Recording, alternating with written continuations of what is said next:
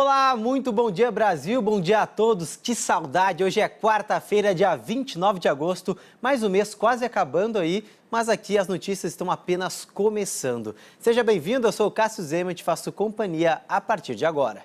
Bom, gente, 5 horas em ponto, eu começo falando de um assalto que resultou na morte de um estudante de apenas 19 anos na Grande São Paulo.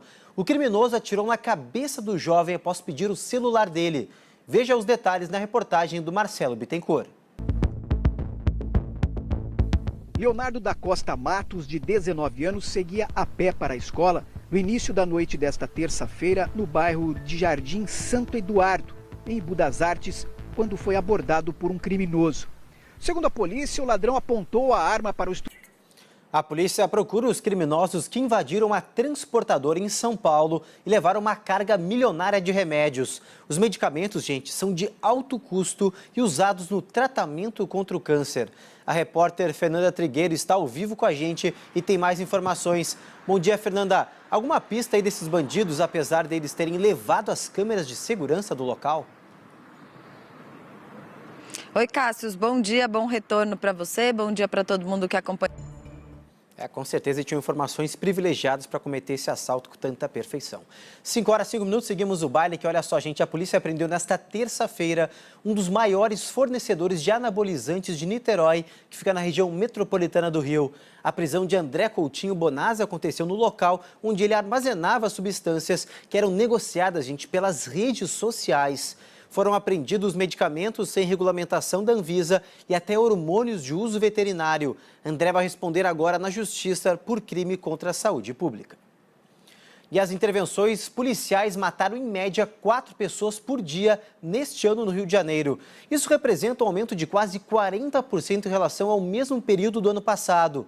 O dado foi divulgado pelo Instituto de Segurança Pública do Estado. Só nesta terça-feira, pelo menos 7 tiroteios assustaram as comunidades cariocas.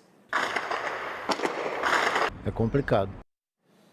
E ainda na noite desta terça-feira, os moradores de Belford Roxo, na região metropolitana do Rio, registraram um intenso tiroteio em comunidades da região. Nos vídeos gravados pela população, dá para ouvir o barulho dos tiros disparados no alto do morro. As ações ocorreram nas comunidades Castelar e Palmeira. De acordo com a polícia, não havia operação na área durante o flagrante.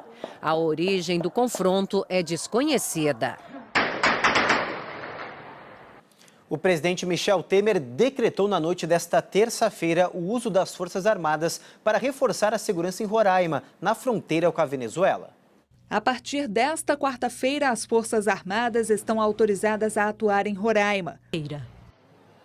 Em Portugal, as denúncias de racismo e xenofobia atingiram um recorde histórico.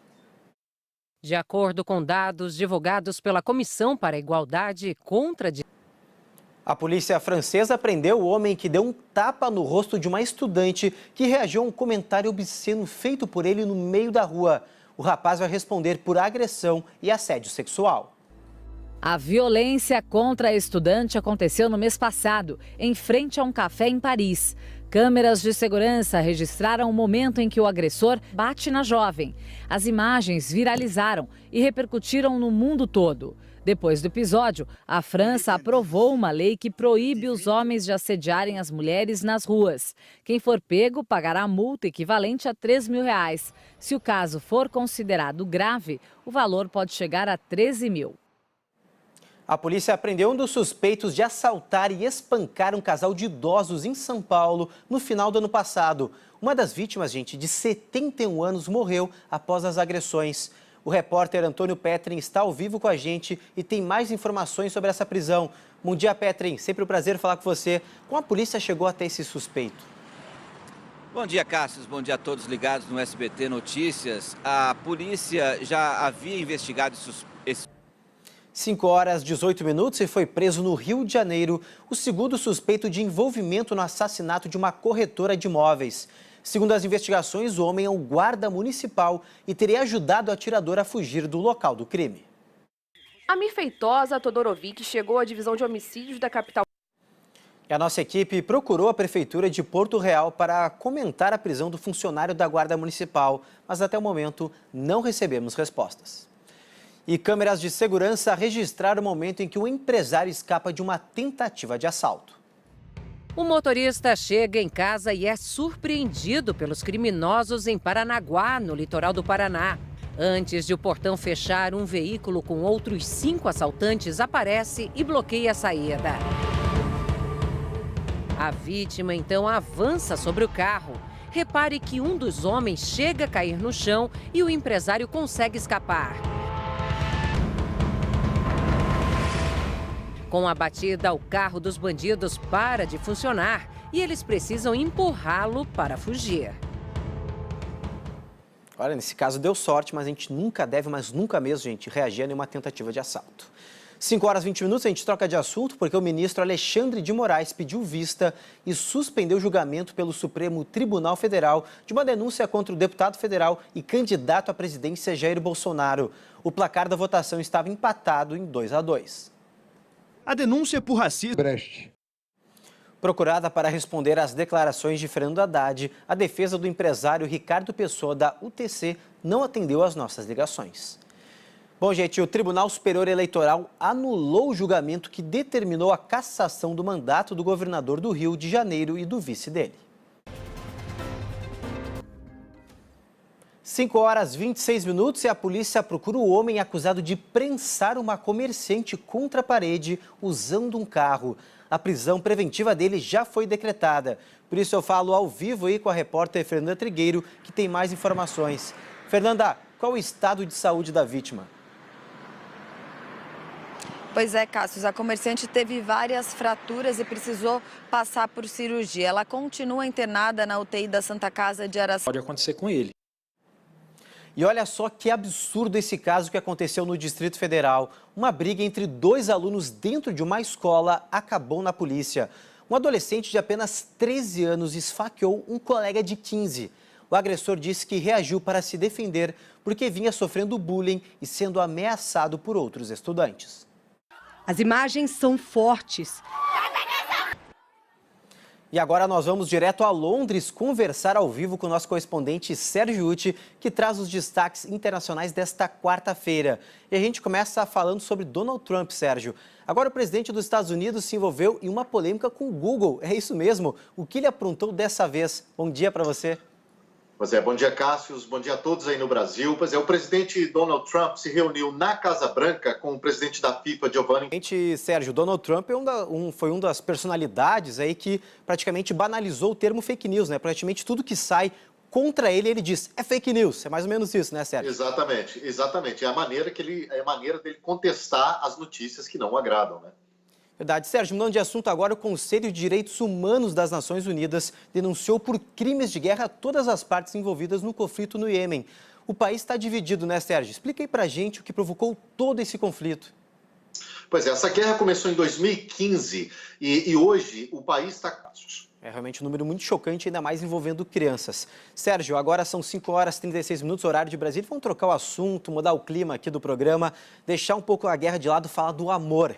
Porque o casamento do príncipe Harry com a atriz Meghan Markle foi em maio, mas o casal real continua em evidência, principalmente aí no Reino Unido, né? Exatamente. O príncipe Harry e Meghan continuam em evidência desde o casamento dele. Com certeza eu vou, olha, tem que ir com o dinheiro aí recheado, né? Com os bolsos recheados, porque realmente está muito caro a libra e o euro para aproveitar umas férias. Bom, Sérgio, esses últimos 2 dias eu fiquei afastado aqui do programa devido a um ter-sol, né?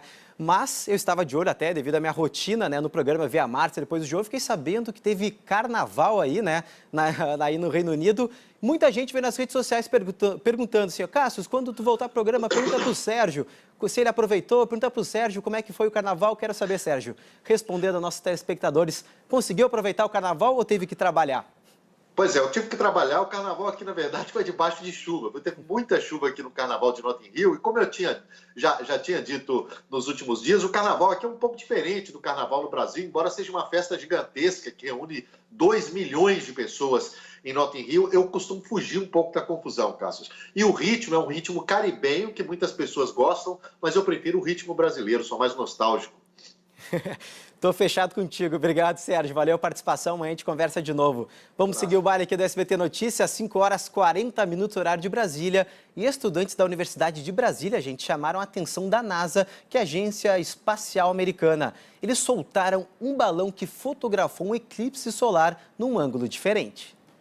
Por alguns segundos, o dia vira noite. Geralmente, vemos o eclipse do Sol assim. Já estas imagens mostram um ângulo diferente. Pelo círculo, avistamos a sombra que surge na superfície azul.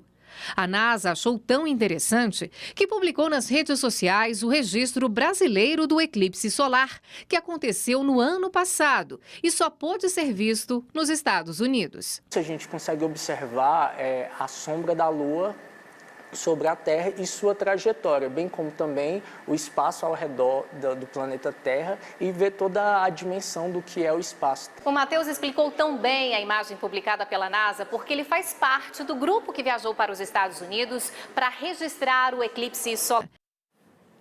Bom, gente, a gente sabe que o clima é meio maluco, né? Por isso, haja saúde para superar essa variação de temperatura aqui em São Paulo. Frio cedinho e calor durante o dia. A gente volta a falar ao vivo aí com o repórter Antônio Petrin, que está na zona norte da cidade. Ele vai mostrar aqui pra gente a situação do trânsito neste momento e também aproveitar para responder.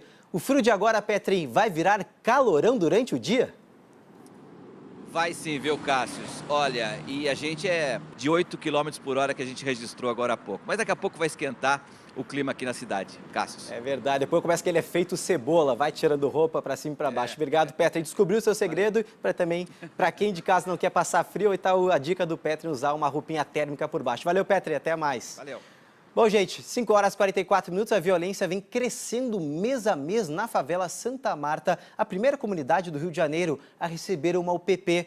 Para se ter uma ideia, gente, só neste mês de agosto foram registrados 14 tiroteios no local, e até o projeto de passeios turísticos teve que ser interrompido. A terça-feira amanheceu sem tiroteio. Em nota, a Polícia Militar informou que já chegou a ter 38 unidades de polícia pacificadora em comunidades cariocas e que hoje, após um processo de realinhamento por causa da intervenção federal, 34 ainda estão em funcionamento. E no interior de São Paulo, uma câmera de segurança registrou o momento em que um homem é atropelado por uma moto. Nas imagens, 2 homens tentam atravessar a rua. Um deles para ao... O Amazonas confirmou a 4ª morte por sarampo no estado este ano. A vítima é uma mulher de 44 anos da cidade de Altazes. Ela é a primeira pessoa adulta a morrer da doença. As outras 3 mortes foram de bebês com menos de 1 ano de idade. A capital Manaus vive situação de emergência por causa dos casos de sarampo. Quando a gente troca de assunto e fala do futebol, com gol nos acréscimos e decisão por pênaltis, o Grêmio superou o Estudiantes da Argentina e avançou às quartas de final da Copa Libertadores da América. Tudo que o tricolor gaúcho... Mais uma vez, a violência não leva a nada. E a fase preliminar da Liga dos Campeões e a Liga Europa vai chegando ao fim. 3 times garantiram lugar na etapa principal da competição. Para o Ajax da Holanda, bastou um empate sem gols com o Dinamo. E exclusivo, a Justiça de São Paulo decidiu manter preso um homem acusado de participar de um assalto conhecido como saidinha de banco. A mãe do rapaz apresentou vídeos à Justiça que mostram que no dia do crime ele estava em outra cidade procurando emprego. A reportagem é de Fábio Diamante.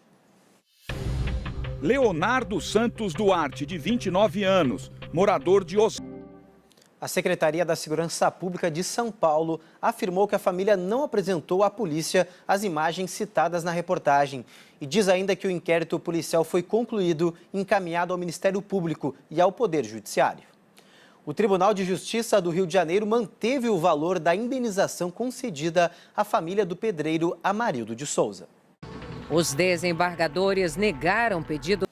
Um pastor de 70 anos é suspeito de abusar sexualmente de crianças em Colombo, na região metropolitana de Curitiba. As acusações de pedofilia vieram à tona depois da denúncia de uma das netas dele, atualmente com 16 anos. Nesta terça-feira, 3 mulheres também registraram queixa contra o religioso. José Heraldo Michak, pastor de igreja e militar aposentado, é acusado pelo Ministério Público. Bom, gente, nós ficamos por aqui, mas o SBT Notícias volta amanhã. Muito obrigado pelo carinho. Fique agora com o Primeiro Impacto. Tchau!